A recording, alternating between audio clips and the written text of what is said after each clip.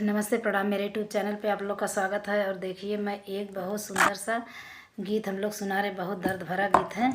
आप लोग सुनिएगा और ढेर सारा प्यार दुलार आशीर्वाद ज़रूर दीजिएगा। कमेंट करके बताइए। बहुत दर्द भरा कजरी गीत है ये।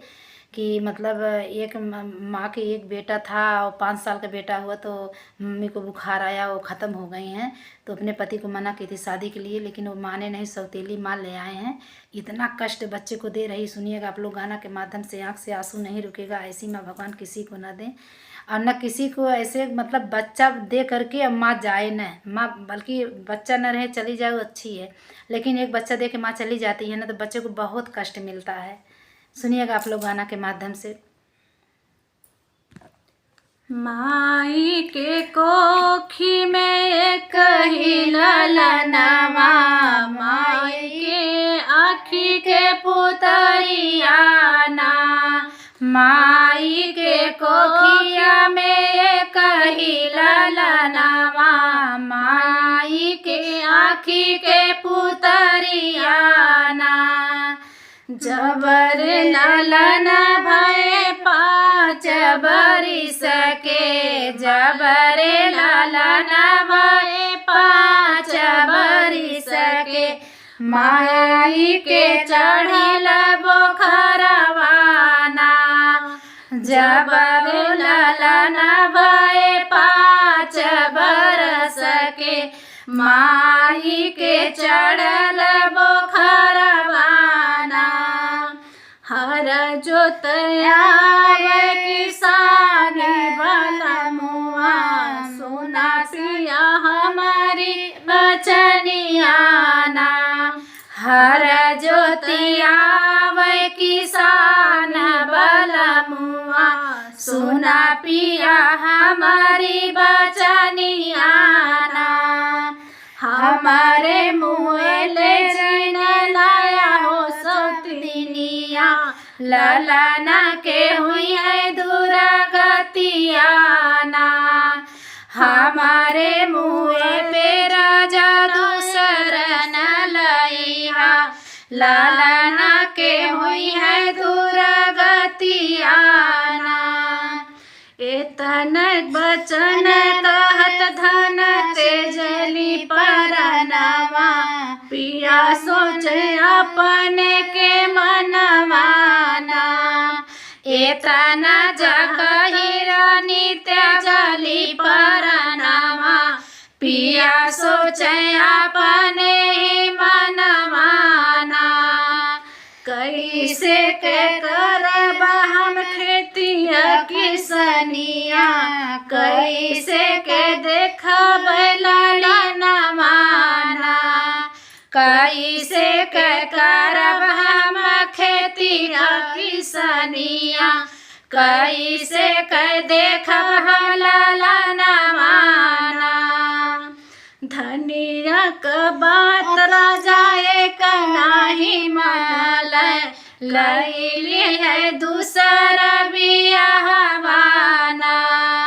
धनिया के बात राजा एक नाही मानल, कैली है दूसरा बियाहवाना।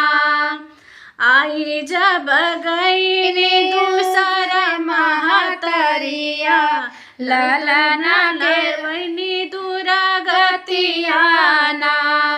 आई जब गईली दूसरा महतरिया, ललना के पर दुरागतियाना। एक कहन मोरा मान्यो मोरा ओ धनिया, एक ही कहना मोरा मानो मोरी धनिया।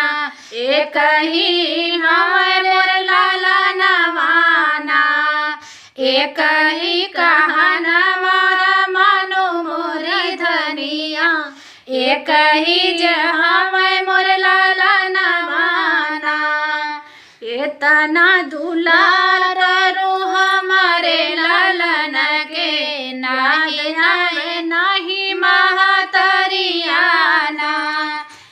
केतना दुलार करूँ हमारे ललन के, याद नहीं आवे महतरियाना। कही सुनी मोरे राजा गईल किसनिया, ललन के करे दुर्गतियाना। कही सुनी सैया जगईल किसनिया, ललना के करे दुर्गतियाना। झाड़ू पोछा से करावे और मजवावे बरतनमा, झाड़ू करवावे और पोछा मारवावे, दिन भर मजावे बरतनवाना।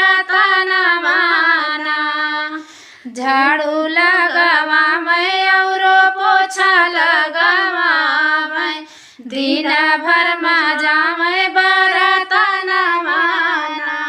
झाड़ू पोछा करी सकुलवा के जाले, घरवा के लवट ललनवाना। झाड़ू पोछा करी बेटा गईला से झूलवा, घरवा से लवट ललनवाना। खाए खाती दे दामाई रोखी सुखी रोटिया, पिहऊ के दे दामाई पनियाना। खाऊ के दे दामाई रूखी सुखी रोटिया, पिहऊ के दे दामाई पनियाना। एक दिन लाल आए पढ़ी स्कूलवा, ठाड़ भय अपने दुआरवाना।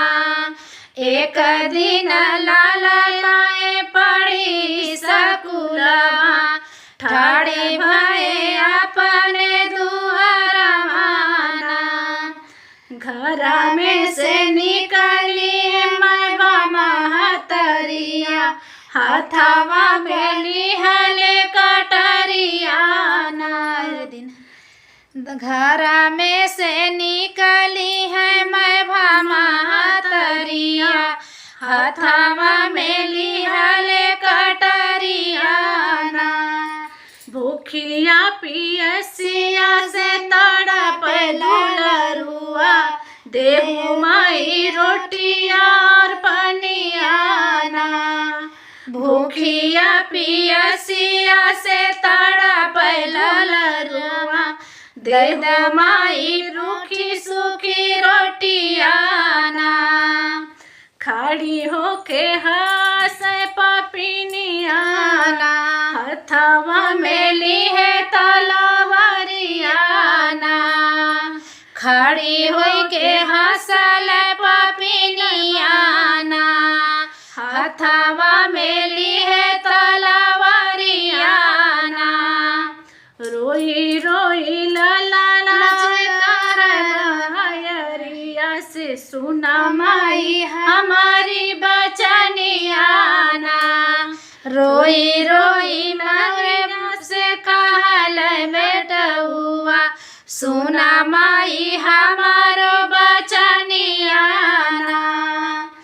अपने माई को खिए कही ललनामा, बाबू के आँखी के पुतरियाना।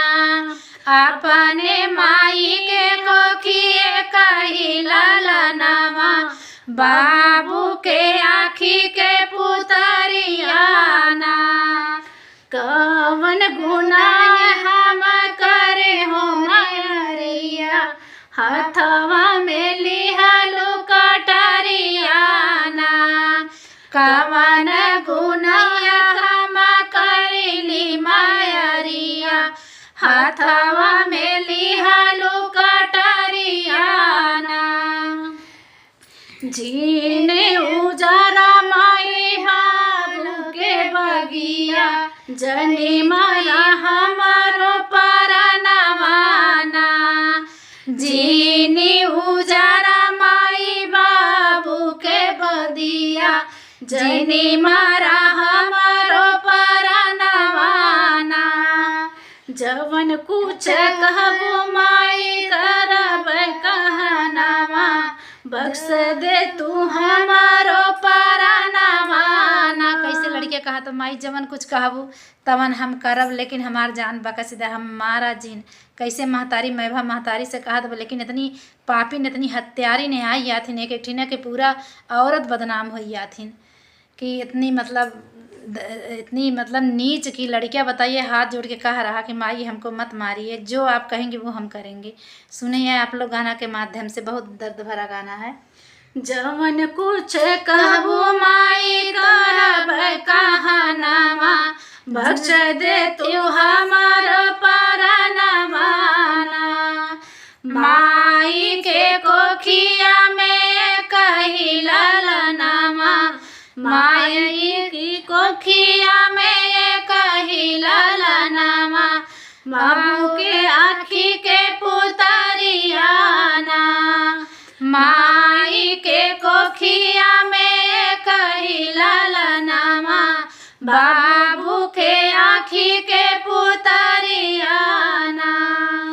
मेरा गाना कैसा लगा प्लीज़ आप लोग कमेंट करके ज़रूर बताइएगा। बहुत दर्द भरा गीत। ऐसे माँ बाप महतारी भगवान किसी को ना दें, और कोई ऐसा बदनसीब ना हो कि जिसकी बच्चा पैदा हो और माँ ख़त्म हो जाए। माँ अगर जा रही तो बच्चा भी चला जाए, अगर तब तो अच्छा है। दिल से आप लोग सुनेंगे तो बिना रोए नहीं सुन पाएंगे, बहुत आँख से आंसू आ जाएगा। बहुत दर्द भरा गीत है, प्लीज़ आप लोग सुनिएगा और चैनल का सपोर्ट करिए।